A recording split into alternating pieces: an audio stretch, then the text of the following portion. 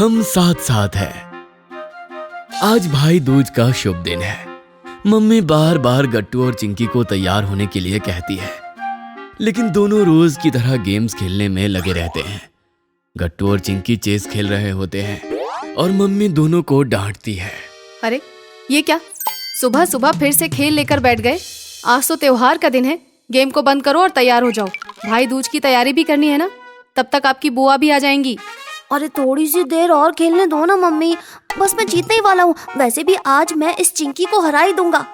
बड़े आए मुझे हराने वाले। ये लो गट्टू, पहले मेरे घोड़े से अपनी रानी को तो बचो, उसके बाद मुझे हराना। अब तुम्हें हारने से कोई नहीं रोक सकता। खुद को हारता देखकर गट्टू को गुस्सा आता है और वो हाथ से तुरंत पूरे चेस की बाजी को ही पलट देता है और सब कुछ बिखर जाता है। सब गोटियां इधर उधर बिखर जाती है। ये देखकर चिंकी गुस्सा करती है। चीटर चीटर चीटर, जब भी हारने लगते हो तुम ऐसे ही सब कुछ उलट पलट कर रख देते हो। तुमको खेलना भी नहीं आता अच्छे से। चीटिंग तुमने की। मम्मी जब बात कर रही थी तुमने घोड़े की जगह बदल दी थी। तुम बड़ी चीटर हो। दोनों जोर जोर से लड़ाई करने लगते हैं। अरे अभी मैं बोल रही थी तब तो गेम को खत्म नहीं किया, अब खुद ही लड़कर बैठ गए। हाँ, आज त्योहार का दिन है, मत करो लड़ाई। भाई दूज का मुहूर्त निकल जाएगा। लेकिन दोनों का झगड़ा बहुत ज्यादा बढ़ जाता है। गट्टू, तुम जब भी हारने वाले होते हो तो ऐसे ही चीटिंग करते हो। मैं तुमसे अब बिल्कुल बात नहीं करूंगी। मुझे भी कुछ नहीं पड़ी, तुमने पक्का सबकी पोजीशन बदल दी थी जब मैं मम्मी से बात कर रहा था तब। असली चीटर तो तुम हो। जाओ, मैं तुमसे बात भी नहीं करूंगी, ना ही तुम्हारे साथ कभी भी खेलूंगी। तुम अपनी हार को डाइजेस्ट नहीं कर पाते हो। झगड़े के बाद दोनों एक दूसरे से बात करना बंद कर देते हैं। अरे तुम दोनों लड़ो मत। चिंकी जल्दी से तैयार हो जाओ, आज भाई दूज है। आज गट्टू को तिलक भी तो लगाना है ना। मैं नहीं लगाऊंगी उसको तिलक। वो मेरे साथ पहले तो लड़ाई करता है और फिर चीटिंग। मैंने उससे कट्टी कर ली है। तुम बड़ी सीधी हो जैसे, तुम भी हर बार ऐसे ही करती हो। अपने आप को ज्यादा स्मार्ट मत समझो। मुझे भी नहीं लगवाना तुमसे तिलक, मैं बाहर जा रहा हूँ। दादी भी दोनों को समझाने की कोशिश करती है। अरे मत लड़ो बच्चों, जल्दी से नहा धोकर तैयार हो जाओ। उधर चिंकी अपने कमरे में जाकर बैठ जाती है। गट्टू जब सोसाइटी के गार्डन में साइकिल से राउंड लगा रहा होता है तभी दूसरे मोहल्ले के कुछ बच्चे आकर उसको परेशान करने लगते हैं। अरे क्या साइकिल चला रहा है, पाँव पहुँचते भी नहीं तेरे तो पैडल पर। इतनी कम हाइट है तेरी, कूद कूद के साइकिल चलानी पड़ती है तेरे को तो। कम से कम हमसे ढंग से पैडल मारना ही सीख लो। फिर सारे बच्चे और जोर जोर से हंसने लगते हैं। ये देखकर गट्टू को जोरदार गुस्सा आता है।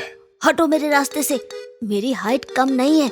मैं तुम सबसे छोटा हूँ।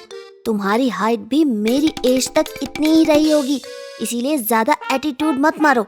मुझे वैसे बहुत अच्छी साइकिल चलानी आती है। अच्छा रुको, मुझे चलाकर दिखाने दो साइकिल, फिर बताता हूँ। ये कहकर मोहित गट्टू से साइकिल ले लेता है और चलाने लगता है। अब मुझे राउंड लगाने दो, सीखो मुझसे कुछ। ये कहकर मोहित जैसे ही सीट पर बैठकर साइकिल मोड़ने लगता है वो नीचे गिर जाता है। उसको नीचा गिरा देखकर गट्टू जोर जोर से हंसने लगता है। अरे ये क्या हुआ? एक राउंड तो क्या, तुम तो साइकिल घुमा तक नहीं पाए। ये सब देखकर रंजन सकपका जाता है। वो मोहित से साइकिल लेकर चलाने लगता है, लेकिन वो भी अगले मोड़ पर गिर जाता है। ये क्या हो रहा है? एक काम करो, तुम सब मुझसे ट्यूशन ले लो। मेरे पाँव भले पैडल तक ना पहुँचते हो, लेकिन तुम सबसे अच्छी साइकिल चला लेता हूँ मैं। चिंकी ये सब खिड़की से देख रही होती है। उसको लगता है कि दूसरी सोसाइटी के लड़के गट्टू को तंग कर रहे हैं। उसको उन लड़कों पर बड़ा गुस्सा आता है। मेरे भाई से लड़ाई कर रहे हैं वो। अकेला है इसलिए अभी गुड्डी और बंटी को साथ लेकर जाती हूँ। चिंकी सब झगड़ा भुलाकर बाहर भागती है। वो साथ में बंटी और गुड्डी दोनों को बुला लेती है। क्या हुआ चिंकी, क्यों बुलाया? सब ठीक तो है ना? अरे देखो, वो दूसरी सोसाइटी के लड़के हमारी सोसाइटी में अक्सर आ जाते हैं। आज वो गट्टू से झगड़ा कर रहे हैं। हमारे होते हुए गट्टू अकेला नहीं हो सकता। अरे चिंता मत करो चिंकी, अभी जाकर बात करते हैं। चिंकी, बंटी और गुड्डी तीनों एक साथ गार्डन की तरफ दौड़ते हैं, जिधर तीनों बड़े लड़के अभी भी खड़े होते हैं। तभी चिंकी वहां पहुंच जाती है। ये मेरे भाई की साइकिल है, वो बहुत अच्छी साइकिलिंग करता है। ये सुनकर तीसरा लड़का कहता है, मुझसे बेस्ट कोई साइकिल नहीं चलाता। सुरेश अब साइकिल चलाने लगता है, लेकिन वो भी रंजन और मोहित की तरह पूरी तरह से हैंडल नहीं मोड़ पाता और गिर जाता है। ये तो कॉमेडी हो गई। एक काम करो, तुम तीनों पहले सीख कर आओ। गट्टू, चिंकी और बाकी लोग हंसने लगते हैं। चिंकी के साथ सोसाइटी के चेयरमैन का बेटा श्याम भी होता है। वो कहता है, देखो मोहित, बहुत दिनों से मैं देख रहा हूँ तुम हमेशा यहाँ आ जाते हो। इस सोसाइटी के बच्चों को तंग करना छोड़ दो, वरना मैं चेयरमैन सर को बुला लाऊंगा और वो तुम्हारी मम्मी पापा से शिकायत कर देंगे। तुम अपनी सोसाइटी में ही खेला करो, हमारी सोसाइटी में आओगे तो प्रॉब्लम होती है। गट्टू और चिंकी अकेले नहीं है, हम सब उसके साथ है, हमारे फ्रेंड्स है। वो मेरा भाई है। अब उसकी साइकिल के हैंडल से हाथ हटा दो। इतने सारे लोगों को एक साथ देखकर सुरेश अब हैंडल से हाथ हटा देता है। उधर गट्टू चिंकी की बात सुनकर एकदम इमोशनल हो जाता है। वो सब मिलकर उन बड़े बच्चों का सामना करते हैं जो उन पर हावी होने की कोशिश कर रहे थे। एक तो तुम वैसे ही बार बार गिर पड़ रहे थे, इसीलिए वैसे भी हार मान ही लो। सबको एक साथ आया देखकर और साइकिल ना चला पाने की वजह से आखिरकार मोहित और बाकी बड़े बच्चे हार मानकर चले जाते हैं। ओके, गुस्सा मत करो, हम तो ऐसे ही इस साइड खेलने गए थे, अभी चुपचाप चले जाएंगे, लड़ाई मत करो। अब समझे छोटा पैकेट का कमाल। मोहित कुछ बोले बिना ही चुपचाप लौट जाता है। मोहित के जाते ही गट्टू एकदम खुश हो जाता है और वो सबको थैंक्स कहता है। आप सभी का बहुत बहुत थैंक्स। आप सभी को पता कैसे चला? लेकिन अरे थैंक्स तो चिंकी को बोलो, उसने ही तो हम सबको फटाफट बुलाया। अगर वो नहीं बताती तो हमें पता ही नहीं चलता कि मोहित अपने बाकी दोस्तों के साथ इधर आया है। ये सारा क्रेडिट तो चिंकी को जाता है। वैसे भी ये मोहित बहुत शैतानी करता है। मैं इसके बारे में अंकल को एक बार जरूर बताऊंगा, ताकि आगे से वो इधर के किसी बच्चे को तंग ना करे। हाँ, हमको चेयरमैन अंकल को ये बात बतानी चाहिए। आज तो आप लोग आ गए, हमेशा कौन आएगा? उधर गट्टू चिंकी को इमोशनल देखता है। तुम ठीक तो हो ना गट्टू? गट्टू दौड़कर चिंकी को गले लगाता है। बाकी सब उनको देखकर स्माइल करते हैं। उधर मम्मी और दादी भी ये सब दूर से देख रहे होते हैं। ये सब देखकर वो भी इमोशनल हो जाते हैं। मम्मी दादी को देखते हुए कहती है, देखा आपने, चिंकी ने कितनी तेजी से सबको बुला लिया गट्टू की मदद के लिए।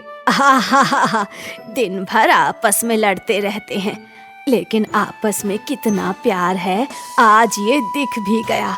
भगवान करे इनका प्यार हमेशा बना रहे। दोनों अपने झगड़े को भूल कर एक दूसरे का साथ देते हैं। दोनों साइकिल लेकर घर की तरफ लौटते हैं। उनको आता देख मम्मी और दादी दोनों स्माइल करते हैं। गट्टू और चिंकी एक दूसरे को देखकर मुस्कुराते हैं। अरे क्या हुआ चिंकी, तुम तो गट्टू से नाराज थी ना?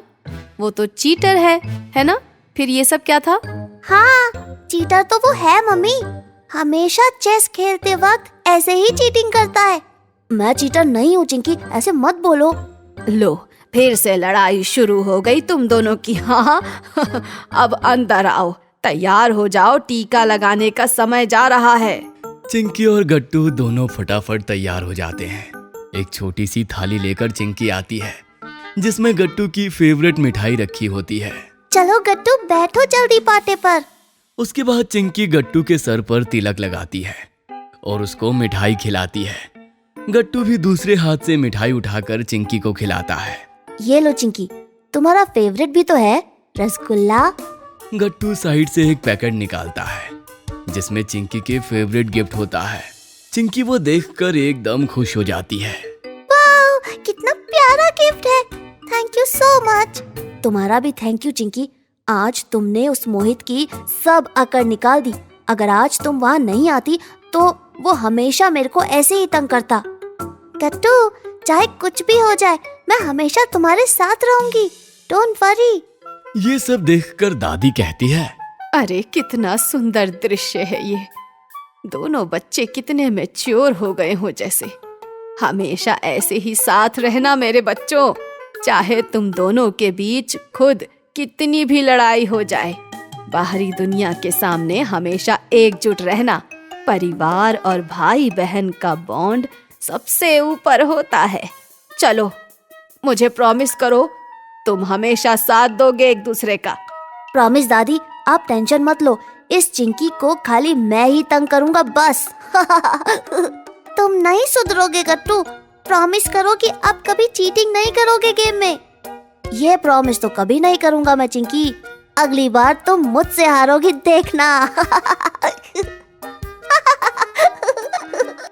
ये देखकर सब हंसने लगते हैं।